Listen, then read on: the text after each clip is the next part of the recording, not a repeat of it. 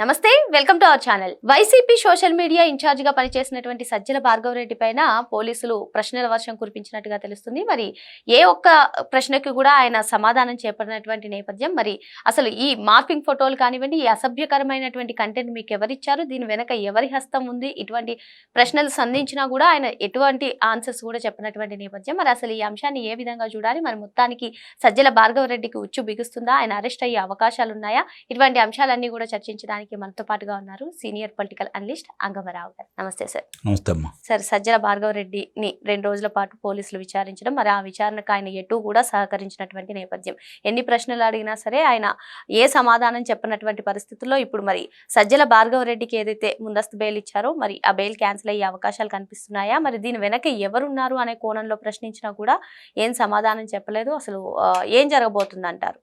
అతను వెనక ఎవరున్నారు ఏంటి అనేది ప్రపంచం మొత్తం తెలుసు, కానీ న్యాయస్థానానికి కావాల్సిన ఆధారాలు మాత్రమే. అందువల్ల ఇప్పుడు సజ్జల భార్గవ రెడ్డికి సంబంధించి అతను వైఎస్ఆర్సీపీ పార్టీ సోషల్ మీడియాకి ఇన్ఛార్జిగా వ్యవహరించాడని అందరికీ తెలుసు. ఇప్పుడు వాళ్ళు అడుగుతున్నది ఏంటి, పోలీసులు నువ్వు ఇన్ఛార్జిగా ఉన్న సమయంలో ఈ మార్పింగ్ ఫోటోలతోటి ప్రచురణ చేయటం కావచ్చు, అసభ్య పదాలను ఉపయోగించేసి సోషల్ మీడియాలో రాతలు రాయటం కావచ్చు, ఇవన్నీ చేసింది నీ ఆధ్వర్యంలోనే కాబట్టి దీనికి నీ సమాధానం ఏంటని చెప్పని అడుగుతున్నారు. మిగిలిన విషయాలు ఏం చెప్పకపోయినా దానికి ఆ రోజు అతని ఆధ్వర్యంలో జరిగింది కాబట్టి దానికైతే సమాధానాలు అయితే చెప్పాలి కదా. నేను చేశానా, నా పైవాడు చేయించారు, కానీ చెవటం లేదు అంటే వాళ్ళు ఒక ట్రైనింగ్ తీసుకుని వచ్చారు. అందరూ అదే విధంగా ప్రవర్తిస్తూ ఉన్నారు. ఎవరు కూడా నాకు తెలియదు, గుర్తులేదు అని చెప్పని అంటున్నారు. న్యాయస్థానాలు కూడా ఒక విషయాన్ని పరిగణలో తీసుకోవాలి. గుర్తులేదు, మర్చిపోయాను, నాకు తెలియదు అని కనుక ఏ ఆఫీసర్ అన్నా కూడా అతనికి ముందుగా అతని విధుల నుంచి తప్పించాలి. ముందుగా కారణం ఏంటంటే ఇతను మతిమరుపు ఉంది కాబట్టి ముందుగా ఇతను మెంటల్ హాస్పిటల్లో చేర్పించండి, అది పూర్తిగా తగ్గిన తర్వాత మళ్ళీ విచారించండి అని కనుక చెబితే, ఒక ఆఫీసర్ని కనుక ఆ విధంగా ట్రీట్మెంట్ చేయమంటే విధుల నుంచి కనుక తప్పిస్తే మిగిలిన వాళ్ళందరూ కూడా ఏం జరిగిందో చెబుతారు, లేదా తప్పులు ఒప్పుకుంటారు.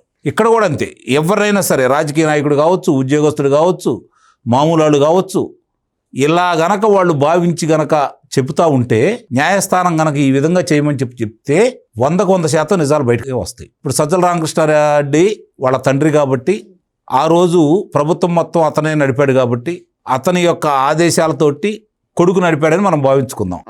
మరి ఆ డబ్బులు ఎక్కడి నుంచి వచ్చినాయి?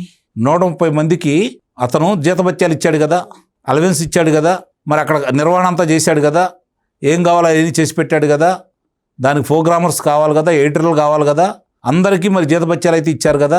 మరి వాళ్ళ ఆ డబ్బులు ఎక్కడి నుంచి వచ్చినాయి, ఎవరు అందిస్తే వచ్చినాయి, నీకేంటి ఇంట్రెస్ట్, నువ్వెందుకు చేసావు, ఇవన్నీ అడుగుతారు కదా. అయ్యే అడుగుతున్నా కూడా సమాధానాలు అయితే అక్కడి నుంచి రావట్లా. ఇవే విషయాలు రేపు న్యాయస్థానం ముందు పెడతారు, న్యాయస్థానం కూడా అడిగిద్ది. న్యాయస్థానం దగ్గర కూడా ఇదే చెప్తాడా?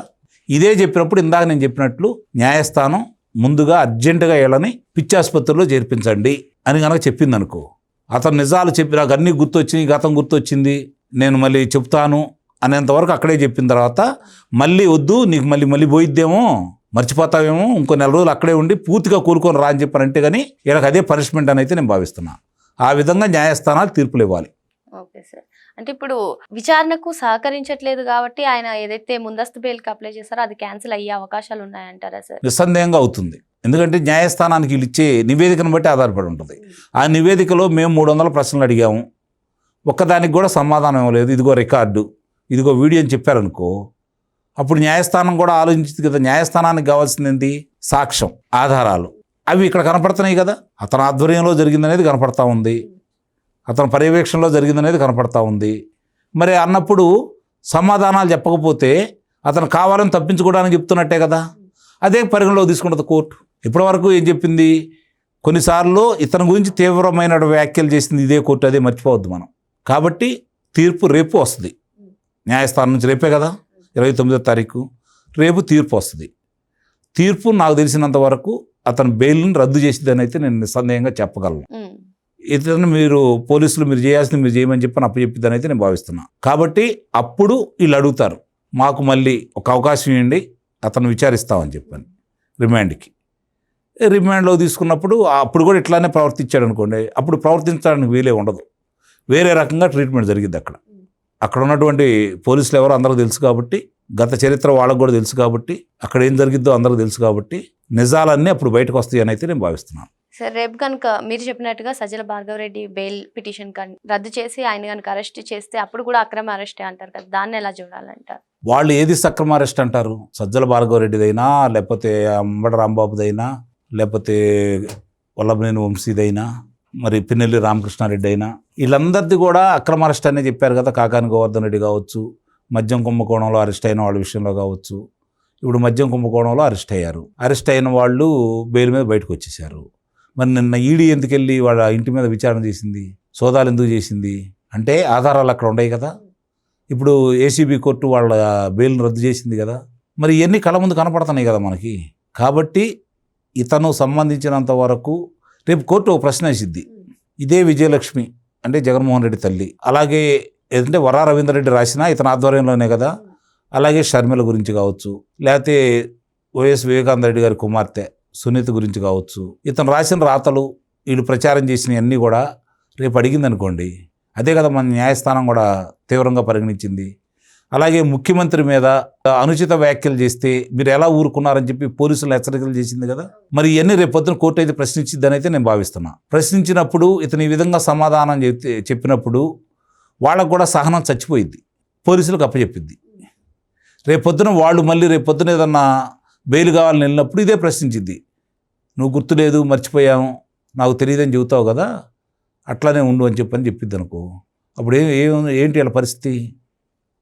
కాబట్టి ఎక్కడో ఒకసాట దీనికి అడ్డుకట్ట పడాలి అంటే న్యాయస్థానాలు కొంచెం కఠినంగా నిర్ణయాలు తీసుకోవాల్సిన ఆవశ్యకత అయితే వచ్చిందని నేను అనుకుంటున్నాను. ఎందుకంటే రోజు రోజుకి క్షీణిస్తున్నటువంటి ఈ సోషల్ మీడియా అందుబాటులోకి వచ్చిన తర్వాత వ్యక్తిత్వ హననాలతో పాటు అసభ్యంగా సభ్య సమాజం తలదించుకునే విధంగా, మనం మాటల్లో చెప్పలేని విధంగా రాతలు రాస్తూ సభ్య సమాజం తలదించుకునే విధంగా చిత్రీకరిస్తూ ఈ విధంగా చేసుకుంటూ వెళ్తుంటే దీనికి యువత కూడా ప్రభావితం అవుతుంది, గమనించుకోవాలి. యువత కూడా ప్రమాదంలో పడిపోతున్నారు. మరి వాళ్ళు ప్రభావం అవుతూ ప్రమాదంలో పడిపోతుంటే దానివల్ల సమాజం ఎంత దెబ్బతింటుంది?